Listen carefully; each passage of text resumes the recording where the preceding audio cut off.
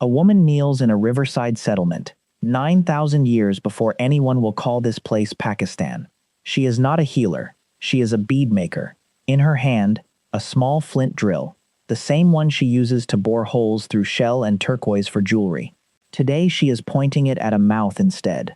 Now fast forward to a dental chair somewhere on Earth, this afternoon, where someone winces at the exact same sound.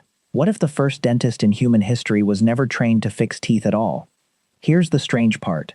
For most of the last 2 centuries, historians assumed ancient people simply endured rotten teeth and died of the infection, the way you'd assume a village with no glass windows just froze every winter. No tools, no treatment, no chance. You'd think a Stone Age molar with a cavity was a Stone Age death sentence. It wasn't.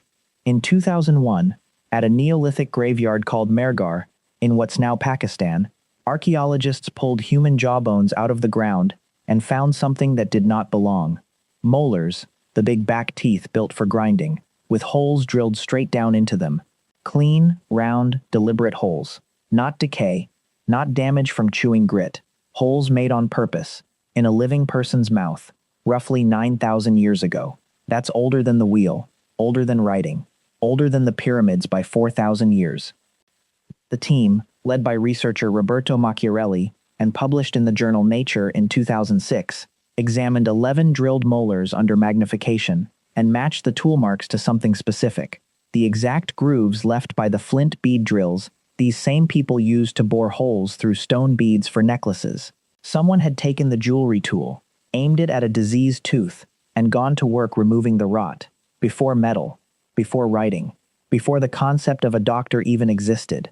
This was a farming and herding community, living off wheat, barley, and goats, wearing turquoise and shell jewelry they made with their own hands. They just hadn't invented a word yet for the person who fixes teeth. They only had the tool. Picture the moment itself, because it's worth sitting in. No numbing agent, no modern understanding of infection.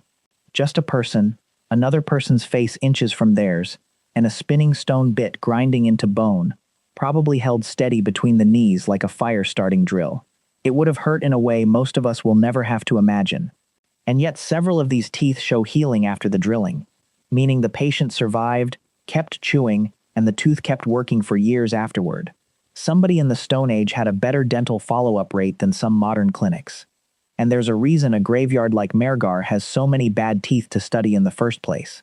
When humans switched from hunting and foraging to farming grain, somewhere around this same stretch of history, something happened to the human mouth that had never happened at this scale before.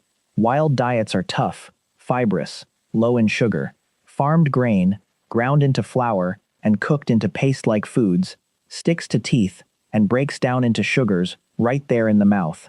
Bioarchaeologists studying skeletons from the shift into agriculture, including work summarized by researcher Clark Spencer Larsen, have found a consistent jump in cavities the moment populations settled down and started relying on grain. In other words, farming didn't just feed more people. It quietly manufactured the very disease Mehrgarh's beadmaker was trying to drill her way out of. Civilization and cavities arrived on the same boat. So the obvious question follows. If humans were drilling teeth 9,000 years ago, why does the popular image of ancient dentistry look like nothing but pliers and screaming? Because for most of history, that's roughly all it was. Progress here didn't move in a straight line. It stalled, vanished in some places entirely, and had to be reinvented more than once, by people who had no idea anyone had already solved part of the puzzle. Fast forward to Egypt, around 2600 BCE. An official named Hesy-Re is buried in a tomb near Saqqara, its wooden door panels carved with his titles, one of which reads, in translation, the greatest of those who deal with teeth. Egyptologists generally treat this as the earliest named reference to something resembling a dental specialist, a person whose job, at least in part, was teeth. But here's the twist inside the twist. The Egyptians, for all their skill embalming bodies and building monuments that still stand 4,500 years later, mostly never figured out how to actually stop a cavity. The Ebers Papyrus, a medical text from around 1550 BCE, is full of remedies for a painful tooth. Pastes of herbs, honey, and minerals, packed against the gum with a fingertip, meant to sit there and draw the swelling down. Honey, worth noting, does have real antibacterial properties, so this wasn't pure superstition. It just never went further than pain relief. Nothing in the papyrus describes cutting decay out and filling the hole. They treated the pain. They never touched the disease. It's a bit like putting a bucket under a leaking ceiling instead of fixing the roof. It works, for a while, and then it very much doesn't. Meanwhile, across an enormous stretch of the ancient world, there was a shared explanation for why teeth rotted in the first place, and it had nothing to do with sugar or bacteria. A little creature was living inside the tooth worm. The idea shows up in a Sumerian text roughly 5,000 years old, then again in ancient Egyptian, Indian, Chinese, and later European medical writing, almost as if the same wrong answer kept getting rediscovered independently by people who'd never met each other. Think of it as an ancient version of a viral rumor, except this one survived without a single fact check for roughly 4,000 years. If a tooth hurt, something was inside it, eating it from within. The fix, in many traditions, was to smoke it out, literally holding smoldering seeds or herbs near an open mouth, hoping the worm would flee the heat and pain would stop. It's easy to laugh at that from here. It's harder to sit with what it actually reveals. People had the right question. Why is my tooth destroying itself from the inside? And the wrong villain. They were closer to the truth than they knew. There genuinely is something small and alive responsible for tooth decay. They just pictured it as a worm instead of bacteria too small to see without a microscope that wouldn't exist for another few thousand years. Now to the escalation, because the story only gets stranger the further you travel. Around 700 BCE, in Etruria, the region of central Italy that would later be absorbed into Rome, dentists, or at least people doing distinctly dental work, were making gold. Not gold fillings, gold bridges. Archaeological finds, studied extensively by researcher Marshall Joseph Becker, show thin bands of gold wire wrapped around remaining teeth to hold a replacement tooth in place where one had been lost, sometimes a real human tooth taken from someone else, sometimes an ox tooth carved down to fit the gap. This is a functional dental prosthetic, made from precious metal, over 2,500 years ago. Somewhere in ancient Italy, a person walked around with a smile that had been engineered, one they'd probably paid a small fortune for. Travel east at roughly the same stretch of history, and India's Sushruta Samhita, a foundational medical text usually dated to somewhere between the 6th century BCE and the early centuries CE, describes purpose-built instruments for extracting teeth and scraping away infected gum tissue, alongside instructions for cleaning teeth daily with twigs from specific trees, an early form of the toothbrush, functioning less like magic and more like the world's first bristle-free floss. Centuries later, a Chinese medical text from 659 CE, compiled under physician Su Kung during the Tang Dynasty, describes packing a decayed tooth with a soft silver paste, a substance that behaves in principle a lot like the metal amalgam fillings dentists were still using well into the 20th century. Different continents, different centuries, converging on the same basic instinct. Dig it out, then plug the hole with something that won't rot.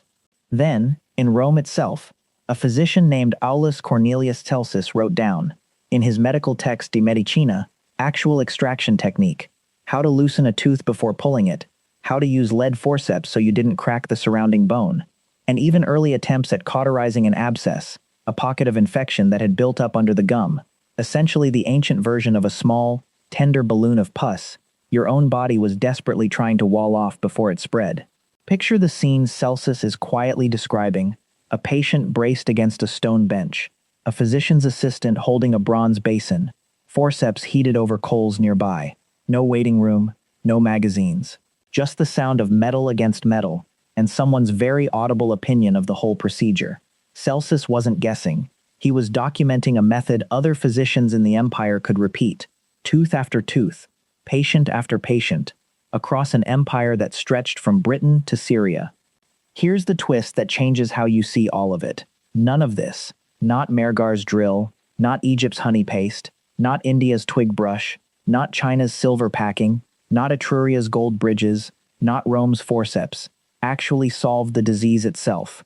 Every one of these cultures was managing decay after it had already taken hold. Nobody had figured out prevention. And on the other side of the planet, entirely independently, a civilization was about to prove that prevention was possible, purely by accident. The ancient Maya, roughly 2,000 years ago, drilled small, precise holes into the front of their teeth.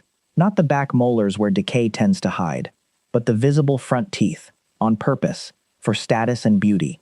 Into those holes they set stones, jade, turquoise, sometimes iron pyrite, cemented in place with a plant-based paste. Bioarchaeologist Vera Tiesler, who has spent much of her career studying Maya body modification, has documented these inlays across hundreds of skeletons throughout the Yucatan. And here's the part almost nobody expects. Teeth with these decorative inlays often show less decay around the drilled site than the surrounding untouched teeth. The cement itself, made from tree resins and other plant compounds, appears to have carried natural antimicrobial properties, meaning a civilization drilling teeth purely to look good may have accidentally sealed some of them against the exact disease everyone else on Earth was still fighting blind. Say that back to yourself for a second.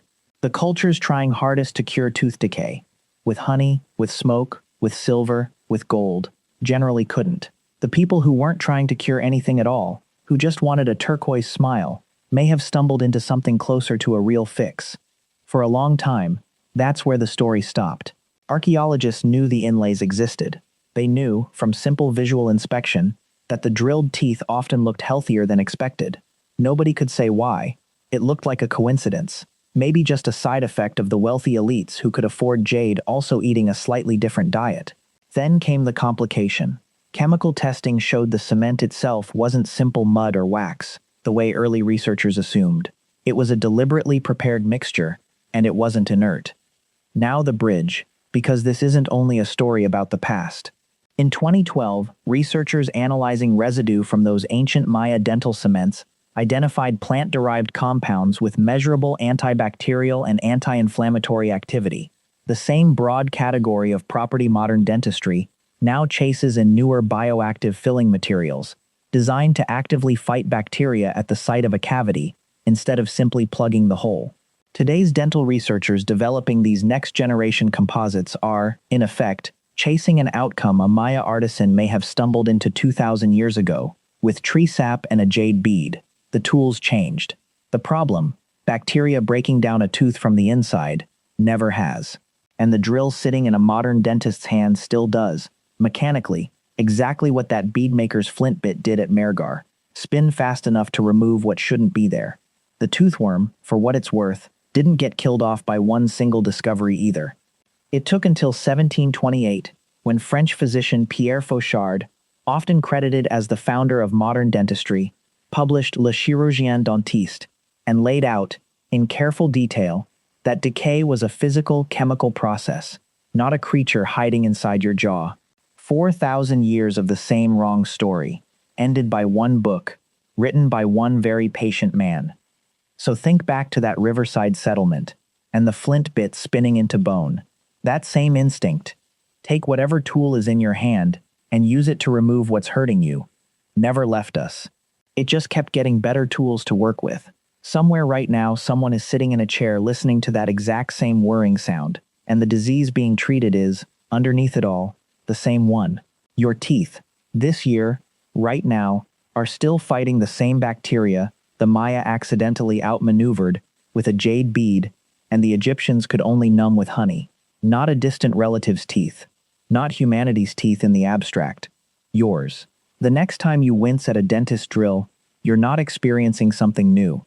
You're the latest patient in a 9,000-year-old story that never actually ended, one appointment at a time. If a bead maker with a piece of flint could do this in the Stone Age, what do you think we're getting wrong right now that people 9,000 years from now will find just as strange?